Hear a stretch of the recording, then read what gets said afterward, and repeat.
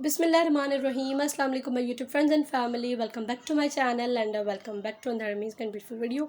आज की video short है बट बड़ी ज़बरदस्त एंड अच्छा आइडिया आपको मिलने वाला है। आज की वीडियो में जो है वो प्रिंटेड शर्ट अपने बेबी गर्ल की बनाई है एंड उस पर जो है वो ब्लैक कलर की शर्ट थी, तो हमने क्या किया कि उस पर ब्लैक कलर का काम किया।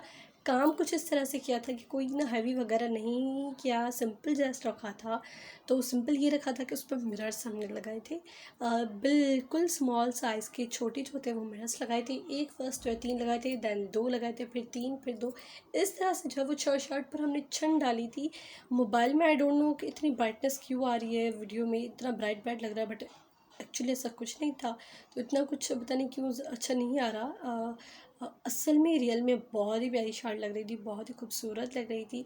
सिल्क की थ्रेड के साथ हमने मिरर्स लगाए थे। स्लीव्स आप लोग देख सकते हैं वो ही हैं, कुछ हमने काम वगैरह नहीं किया था।